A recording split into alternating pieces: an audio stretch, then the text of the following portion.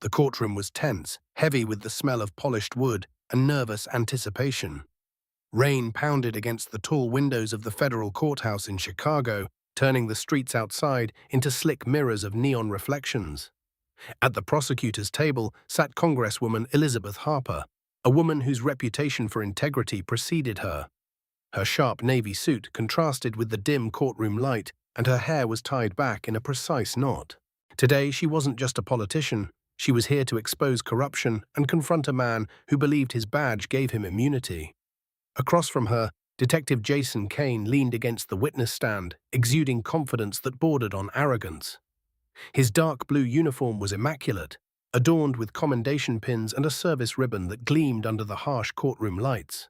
He chewed a toothpick, an audacious gesture in full view of Judge Malcolm Hastings, who had already admonished him twice. Kane believed this hearing was a show, and he was the main attraction. The bailiff called Kane to testify, and he walked with a deliberate swagger, taking his time to button his jacket, ensuring every eye followed his movements. The prosecutor, a nervous young attorney named Daniel Perkins, began with standard questions about the raid that left a teenager critically injured. Kane's answers were curt, dismissive, and laced with condescension. Elizabeth Harper watched closely. She knew Daniel was struggling. He was intimidated by Kane's presence. She silently resolved to intervene. Finally, she stood, her voice steady but cutting through the oppressive air. "Officer Kane, you mentioned protecting your family that night. That is commendable. But did the boy you hospitalized have the same privilege?" Kane shot back that the boy was a threat. Harper stepped closer, her heels clicking softly against the hardwood floor. 12 years old, Jason, holding a cell phone, not a firearm, and yet he nearly died under your watch. The courtroom went silent, every eye fixed on them. Kane's face flushed, the veneer of control slipping. Elizabeth Harper continued, her words precise and deliberate. Body camera footage shows repeated use of excessive force. 3 separate incidents. Do you deny a pattern exists, Officer Kane? Kane's voice rose, a growl masking his fear. "I enforce the law in those streets. You politicians sit safely while we do the work." "We're talking about human beings," Harper snapped, closing the distance, "and about a bully hiding behind a badge." The tension snapped like a taut wire. Kane's massive frame moved suddenly, vaulting over the low railing toward her. The courtroom gasped, the bailiff froze, and Judge Hastings' gavel hovered helplessly in his hand. Harper didn't flinch. She pivoted with years of instinct and adrenaline honed from childhood, delivering a precise, calculated strike that sent Kane crashing backward, unconscious. The gallery erupted in shock. Photographers raised their cameras, flashing lights like fireworks, while lawyers and bailiffs scrambled. Harper stood, breathing hard, her jacket smoothed, her gaze unwavering. "You can take him into custody now," she said, her voice calm but commanding. The courtroom descended into chaos, but she remained a pillar of resolve, aware this confrontation was only the beginning. The storm outside mirrored the one inside her mind. A city, a system, a man unmasked, and a fight for justice that was far from over. The twist: Kane's allies in law enforcement were already plotting, and Harper realized she had made a powerful enemy who wouldn't forget this humiliation. Elizabeth Harper was escorted to a holding room, her hands cuffed, but her spirit unbroken. Outside, the storm's rain had turned into a drizzle, leaving streets slick with reflections of flashing police lights. The courthouse buzzed with reporters and onlookers, forming a human wall of tension. Harper's aide, Daniel Perkins, leaned in, whispering, "They'll spin this. They'll say you attacked him first." Harper's eyes narrowed. "Let them try. I've got the recordings, Daniel. The body cam footage, the audio backups. They can't lie." She pressed a finger to her temple, thinking quickly. Kane wasn't just a rogue officer, he was the key to a network that went far beyond his badge. She needed proof, not just spectacle. Meanwhile, Jason Kane awoke in a hospital bed in downtown Chicago, groaning as a neck brace dug into his collarbone. His union representative, a slick man named Victor Langston, hovered nearby, whispering calculated words of sympathy. "You're the victim here, Jason. Stress, pressure. You were protecting the city. This will all come out in your favor." Kane's jaw throbbed, and anger mixed with fear as he realized the blow had shattered not only his pride, but also his narrative of control. Back in the holding room, Harper's mind raced. She recalled the anonymous tip she had received days earlier, hinting at a gap in Kane's GPS data the night of the incident. 40 minutes unaccounted for, where his transponder had gone dark. A critical piece of the puzzle that could connect him to organized crime. Daniel slid her a small USB drive. This has the partial GPS logs and encrypted audio. A friend got it for us last night. Harper's pulse quickened. Good, this changes everything. If we expose this, the public will see Kane for what he truly is. The twist, however, came minutes later when the holding room door swung open. 2 uniformed officers entered, their faces grim, flanking a tall, sharp-featured man Harper didn't recognize. "Elizabeth Harper, you're under arrest for aggravated assault on a law enforcement officer," he stated flatly. The room seemed to constrict around her. Daniel moved to intervene, but Harper raised a hand. Calmly, she said, "Call my attorney and the press. Make sure the world sees this." The officers hesitated, but the authority in Harper's tone left no room for debate. As they led her through the courthouse doors, flashbulbs erupted like gunfire. Reporters shouted questions, their voices overlapping. Harper raised her head high, the bruise on her cheek already turning a dark violet, and locked eyes with the cameras. She wasn't defeated, she was a signal, a warning to those who hid behind power. Outside, Daniel whispered urgently, "They're spinning it. Kane's allies are moving fast. We need to release the evidence now." Harper took a deep breath, her resolve solidifying. "No, we strike first. Let them reveal their lies. We'll let the truth hit like a hammer." As the rain-slicked streets reflected the chaos above and around, Harper knew this was more than a personal battle. Kane was just the beginning. The system itself had cracks, and she intended to expose them. The twist?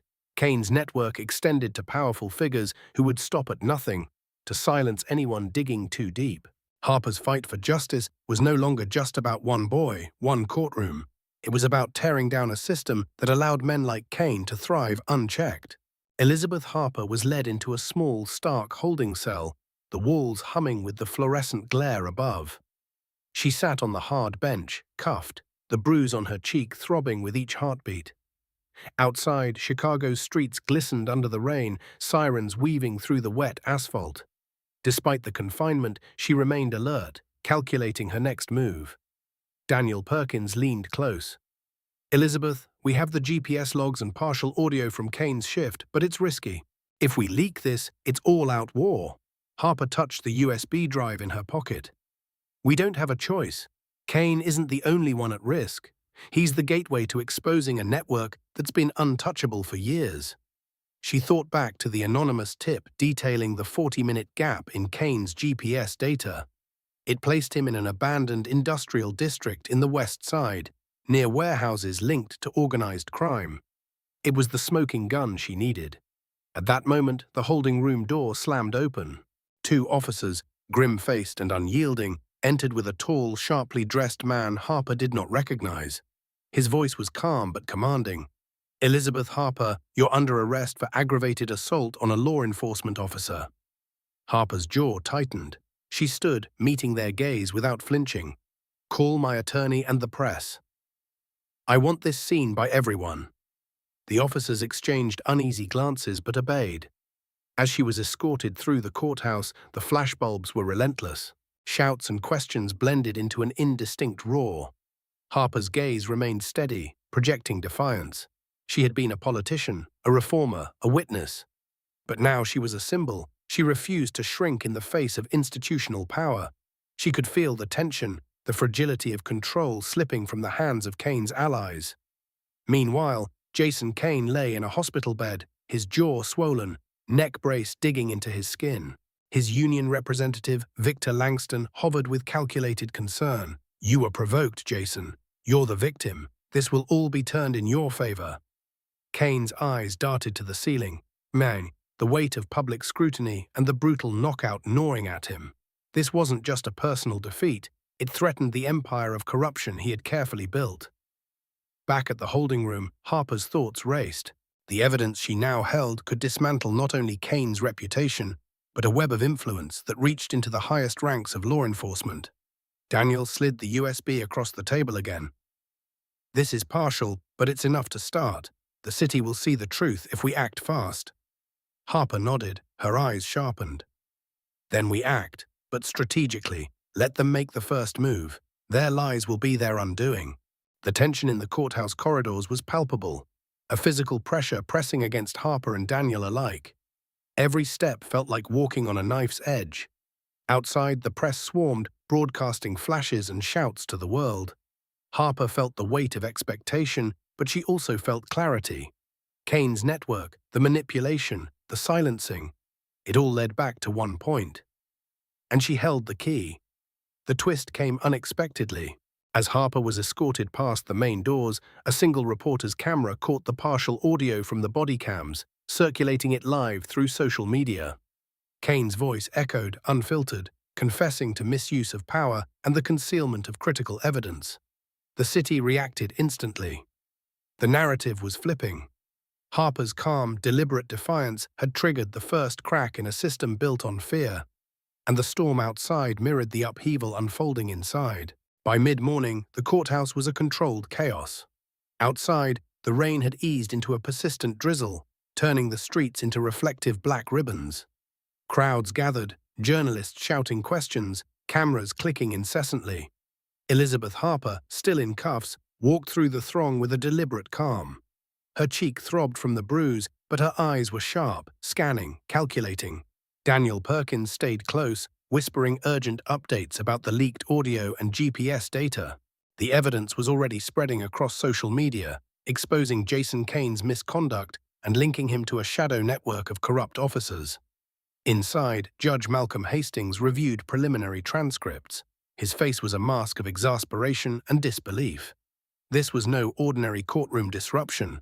It was a systemic revelation unfolding live. Harper's calm, measured defiance contrasted sharply with Kane's chaotic reputation. Daniel leaned close to her. "Elizabeth, they'll try to spin this, claim you're the aggressor." She shook her head. "Let them. The truth is out there now. The narrative is shifting, and the public will see Kane for what he truly is." Meanwhile, in a hospital bed downtown, Kane's sense of invincibility crumbled. Victor Langston tried to comfort him, spinning a narrative of victimhood, but Kane's gut told him the tide had turned. The 40-minute gap in his GPS, combined with the audio evidence, painted a damning portrait. He realized the power he wielded so arrogantly was slipping, and with it, his ability to intimidate and manipulate. Back at the courthouse, Harper was escorted to a private chamber while the officers argued over jurisdiction and procedure. Harper remained composed, though inside her mind raced.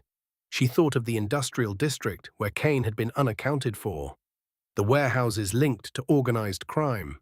Every piece of data she held, every log, every recording, was a thread that, once pulled, could unravel the network Kane represented.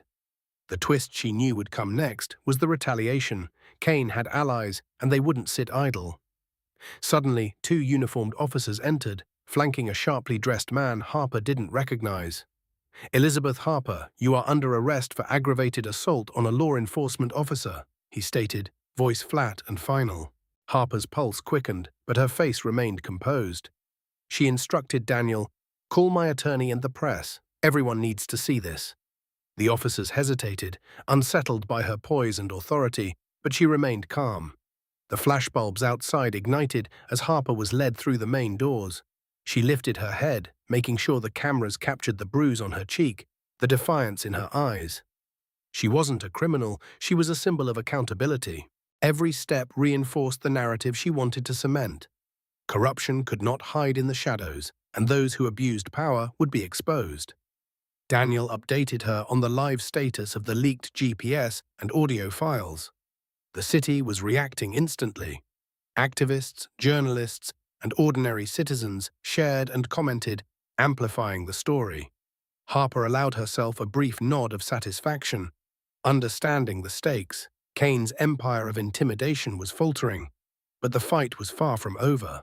The twist, Kane's allies were already moving, planning to silence anyone who threatened their control. Harper's next moves would determine whether truth or fear dominated Chicago's streets. The following hours blurred into a storm of legal maneuvering and media frenzy. Elizabeth Harper sat in the holding chamber, Her wrist sore, but her mind razor-sharp. Daniel Perkins leaned over the USB drive, reviewing the GPS logs and encrypted audio again. Elizabeth, if we release this now, Kane's allies will retaliate violently. They know the trail leads straight to them. Harper's eyes narrowed. We don't have a choice. The public must see the truth. The system has shielded him for too long. We shine a light, or nothing changes. Outside, Chicago's streets were alive with a mix of anger and curiosity. Protesters demanding accountability clashed verbally with supporters of Kane, waving banners and chanting slogans. Police lines formed barriers, but the mood was electric, unpredictable. Harper's livestream had begun to trend on major social platforms. Clips of Kane's statements, unedited and raw, were circulating, painting him as a man who abused power for personal gain. In the hospital, Kane's panic was rising. He realized that the 40-minute gap in his GPS, now paired with Harper's leaked audio, exposed him not only as an abusive officer, but as a participant in a larger conspiracy. Victor Langston whispered reassurances, but Kane's fear was visceral. His empire, meticulously built, was crumbling in real time. Every notification on his phone brought news of growing public outrage. Every headline a reminder of his vulnerability. Back at the courthouse, Harper's situation escalated. The officers who had detained her now faced conflicting orders as senior authorities debated jurisdiction and procedure. Harper remained composed, issuing clear instructions. Press and attorney, now. Make sure every moment is documented. She understood that perception could be as powerful as evidence. The cameras captured her every movement, every calculated glance at the flashbulbs, every sign of resilience. The twist came when the leaked evidence began to connect Kane directly to organized crime syndicates operating in Chicago. Harper realized the fight had shifted from one man to a systemic battle. Kane's allies would attempt cover-ups, intimidation, even violence to prevent exposure. Harper's next decisions would have to be precise, strategic, and fearless. By late afternoon, the courthouse corridors were filled with tension and uncertainty. Reporters chased every hint. Activists rallied, and social media buzzed with speculation. Harper remained a calm epicenter of strategy and defiance, her focus on the next steps.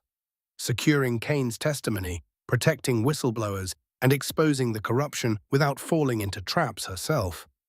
As dusk fell over Chicago, Harper knew that the conflict was escalating beyond the courtroom. Kane's network was vast, resourceful, and ruthless, but so was her determination. She had ignited a spark, and the city was watching. The twist, someone within Kane's inner circle was already planning a direct confrontation, a move that could change the game entirely. Harper's strategy had to anticipate betrayal and violence, while ensuring that the evidence reached the public unfiltered and unstoppable. Night fell over Chicago, the rain returning in cold sheets, turning the streets into slick, mirror-like surfaces. Elizabeth Harper and Daniel Perkins huddled in a cramped sedan, the glow of streetlights reflecting off the windshield. Harper gripped her phone tightly, tracking live social media reactions to the leaked evidence. Every update confirmed it. Kane's web of corruption was unraveling, but so was the safety of anyone tied to the case.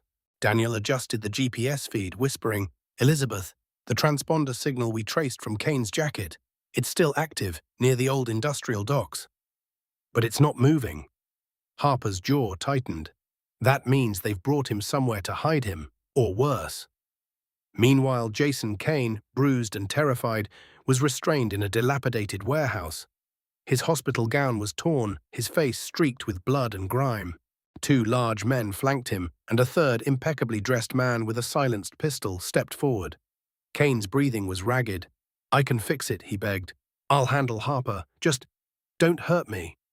Harper stepped out of the car, rain soaking through her jacket. The warehouse loomed ahead, a skeleton of steel and glass, broken cranes silhouetted against the stormy sky. Her phone flashlight cut through the darkness, broadcasting live to millions. "Smile, Victor," she shouted, her voice carrying over the empty yard. "You're on live stream." The three men froze. Harper's presence was audacious, dangerous, but calculated. She had prepared for this moment, understanding that live exposure could save Kane and reveal the truth. Kane's eyes widened, disbelief flooding his features as he realized Harper had come for him. She stepped between him and his captors. "Get up, Jason. The people are watching." Suddenly, blinding white light cut across the warehouse. Crash, skylights shattered as stun grenades detonated. The rumble of a helicopter shook the roof. Armored agents rappelled down, their weapons drawn.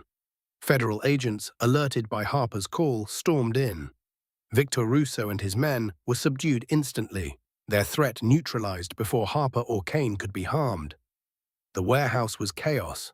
Harper lowered her phone, knees trembling but resolved. She turned to Kane, still kneeling, dirty and beaten. "You're safe now," she said. He looked up at her, eyes wide with disbelief. You actually came." Harper met his gaze. "I told you, Jason, I'm not doing this for you. I'm doing this for the truth." The twist. The rescue revealed more than Kane's immediate danger. The live stream captured incriminating communications, directly linking Russo and Kane to the systemic corruption Harper had been exposing. The evidence was irrefutable, witnessed in real time by millions. The storm outside mirrored the upheaval within. As Chicago watched, captivated and enraged by the dramatic unveiling of power, corruption, and accountability, dawn broke over Chicago, the storm finally easing to a light drizzle, leaving the city streets glistening under pale sunlight. Elizabeth Harper and Jason Kane were escorted from the warehouse by federal agents, the city still buzzing from the live broadcast that had exposed the corruption network. Kane, bruised and humiliated, walked silently beside Harper, absorbing the reality of his actions and the consequences now impossible to escape. Inside a secure federal facility, Kane was processed with careful precision. Handcuffed, his dignity stripped, he realized the empire he had built on fear, intimidation, and silence, was crumbling before him. Harper observed quietly, noting the careful coordination of the agents. Every detail mattered. Every action was a statement that the law could not be bent by badges or influence. Back at the courthouse, journalists streamed updates, and social media amplified the story in real time. The city's pulse was electric, fueled by outrage, fascination, and hope. Harper knew this was only the beginning. Kane was a symptom. The system that enabled him was the real target. She turned to Daniel, her mind already racing through the next steps. "We've exposed Kane. Now we go higher. Thorne and Russo, they're next." Meanwhile, Victor Russo, restrained and glaring, had been handed over to the federal agents. The smug confidence that had defined him was gone, replaced by cold calculation as he realized the breadth of exposure. Harper's audacity had forced the system to reveal its rot, and the ripple effects would continue. The twist was subtle but profound. The network's reach had been vast, and Harper's live intervention had pulled back a curtain few expected to be lifted. At the federal facility, Kane finally spoke. "You saved me. But why?" Harper's gaze was unwavering. "Because the truth matters more than any one person, Jason. You will answer for your actions, but you also hold keys that can dismantle the system that corrupted you." Kane's eyes, swollen and red, reflected a mix of fear, regret, and grudging respect. Across the city, news anchors recapped the events. A live courtroom confrontation, a rescue from an industrial warehouse, exposure of corruption reaching high into the police hierarchy. Citizens debated, protested, and demanded accountability. Harper's voice, broadcast and amplified, became a symbol of justice that transcended personal vendettas. The storm that had started as rain on the city streets mirrored a societal upheaval, one driven by courage and truth. The twist. As Harper reviewed the live feeds, she noticed subtle movements in the shadows of the warehouse footage, figures that hadn't been apprehended, communications hints that indicated Russo's allies might still be active. The fight wasn't over. The system, while shaken, had inertia. Harper understood that vigilance, courage, and strategy would be required for the long haul. The city had witnessed a reckoning, but the battle for full accountability had only just begun. By mid-morning, Chicago felt both calm and tense, the streets glistening from overnight rain. Elizabeth Harper reviewed the security footage and live recordings from the warehouse, her fingers tracing the movements of every player. Jason Kane, bruised and humbled, sat nearby, quietly absorbing the reality of his exposure. The federal agents had secured Russo and his men, but Harper knew the ripple effects of the corruption network would take time to fully surface. Kane finally spoke, his voice rough from bruises and fatigue. "Elizabeth, you could have left me there. Why didn't you?" Harper looked at him, eyes steely. "Because the truth isn't negotiable. You're a witness now, Jason, and your testimony can unravel the system that let people like you thrive unchecked." Kane swallowed hard, realizing that his power had evaporated. Replaced with responsibility he wasn't sure he wanted. Harper contacted Daniel Perkins, who monitored social media and news channels. The leaked footage and audio had gone viral, forcing the city and law enforcement to react. Citizens debated, reporters streamed updates, and the public discourse had shifted dramatically. Harper allowed herself a brief nod, noting that the court of public opinion had tilted in her favor. But she knew institutional power still lingered behind closed doors. Kane's allies would not surrender quietly. The federal agents moved Russo and his men to a secure facility, and Harper ensured Kane was placed in protective custody. The twist emerged as Harper's team discovered encrypted messages on Russo's devices, hinting at a wider network, dormant cells, and further plans of obstruction. The web was more extensive than anticipated. Harper realized this was not merely about Kane or Russo, it was about systemic corruption and the structures that enabled it. Later, Harper briefed Kane on his role as a cooperating witness. She emphasized the legal weight of his testimony and the protection he would receive. "You have a choice now," she said. "You either help dismantle what you helped build, or you stay silent and let the system remain broken." Kane nodded, the gravity of the situation settling in. Fear and realization intertwined, shaping his reluctant resolve. The media coverage continued to amplify the story, the narrative shifting from a single confrontation to the exposure of an entire network of abuse and corruption. Harper understood that public awareness was a weapon, and she wielded it carefully. Every leak, every broadcast, every statement was calibrated to maintain momentum while protecting witnesses and evidence. The twist at the close of the day came as Harper received intelligence of a planned retaliation. Russo's loyalists were already mobilizing, attempting to intimidate those involved in the exposure. Harper realized that the physical confrontations might be over, but the psychological and strategic battles had just begun. The fight for justice had entered a new, perilous stage, one where vigilance, foresight, and courage would determine whether the system could truly be held accountable. Weeks passed, but the tension in Chicago never fully dissipated. Elizabeth Harper watched as Jason Kane prepared to testify in a high-profile federal hearing. Kane had changed, physically, emotionally, and mentally. The bruises had faded, but the weight of exposure and accountability rested heavily on his shoulders. Harper sat in the gallery, a silent observer and strategist, reflecting on the journey from the courthouse slap to this pivotal moment. Kane took the stand, his once imposing demeanor replaced by a wary humility. "State your name for the record," the prosecutor began. Kane cleared his throat. "Jason Kane," he said, his voice steady but tinged with remorse. The courtroom held its collective breath as the charges were read: corruption, abuse of authority, and conspiracy. Harper's gaze was fixed on him, her mind noting every micro-expression, every subtle hesitation, every sign of sincerity. The testimony began, carefully orchestrated to reveal the inner workings of the corruption network. Kane spoke of falsified reports, threats, and cover-ups, identifying individuals at every level who had benefited from systemic abuse. Harper felt the emotional weight of every revelation. The lives affected, the fear instilled, the trust betrayed. She understood that while Kane's actions were indefensible, his cooperation could dismantle the network once and for all. Outside, social media and news outlets dissected every word. Citizens debated, shared clips, and demanded accountability. Harper realized the magnitude of the cultural shift. Transparency had become a weapon, and the public was an active participant in demanding justice. The courtroom became a theater of truth, exposing both human failings and systemic flaws.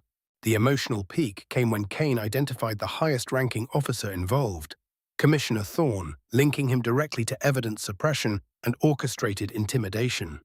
Harper's heart pounded. This was the moment she had prepared for, where courage, strategy, and truth converged. Kane's voice trembled slightly, but his testimony was unwavering. The gallery reacted. Gasps, murmurs, and scribbled notes filled the room. Harper reflected on the journey, the slap that had ignited the confrontation, the dangerous rescue, the exposure of hidden networks, and now the legal reckoning. Every choice carried risk. Every action had consequences. She had learned that justice was rarely clean or easy, but persistence and moral clarity could tip the balance. The courtroom adjourned briefly for deliberation. Harper stepped outside, inhaling the crisp spring air. She looked at the city skyline, shimmering in early sunlight, feeling both triumph and sober responsibility. The twist. Even with Kane's testimony, the system's inertia meant further battles awaited. Corruption might be exposed, but dismantling entrenched power structures would require vigilance beyond a single trial. Harper understood that winning this battle did not mean victory over all injustice. It meant the beginning of a broader, enduring struggle for accountability. The final weeks of the trial moved with relentless intensity.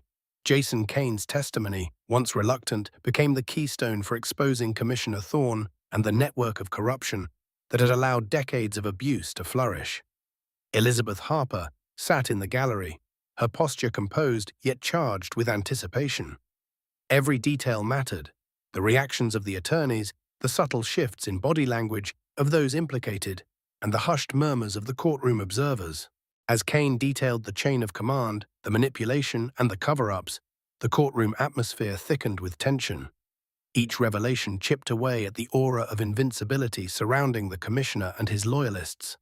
Harper's mind reflected on the entire journey, from the courthouse confrontation to the rescue in the industrial warehouse to the exposure of damning evidence via live streams and encrypted recordings.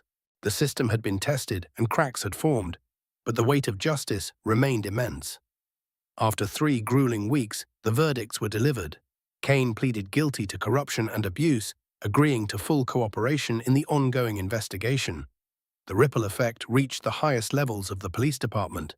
Commissioner Thorne was convicted and sentenced to 25 years, the criminal network dismantled, and Harper's actions had proven pivotal in restoring accountability. Kane faced a reduced sentence due to his cooperation, but his career, reputation, and freedom were irrevocably altered. Outside the courthouse, a sea of journalists, supporters, and citizens awaited Harper. She addressed them, her voice steady, a quiet mix of resolve and reflection. "We didn't win," she said, touching the faint shadow of the bruise on her cheek, a reminder of the personal cost. Winning would mean the boy never ended up in a coma, that no one had to endure fear and abuse.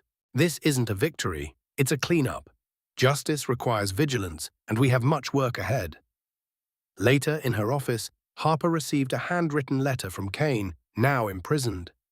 He admitted the flawed notion of strength and power, acknowledging her role in revealing the truth and saving lives.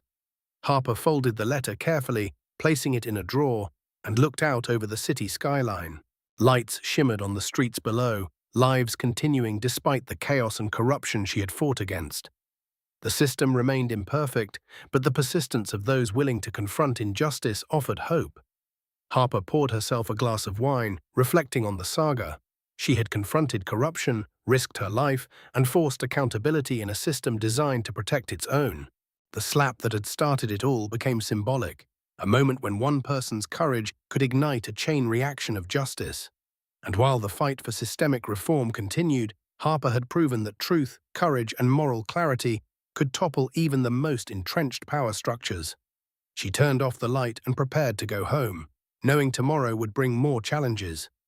The city never rested, and neither could those committed to justice. Her story, broadcast and witnessed by millions, remained a testament to the power of standing firm against abuse and corruption. The final call to action: subscribe to the channel, leave a comment, and share this video. The fight for truth, accountability, and systemic change was far from over, but hope had been rekindled, and the message was clear. Courage matters, and the truth cannot be silenced.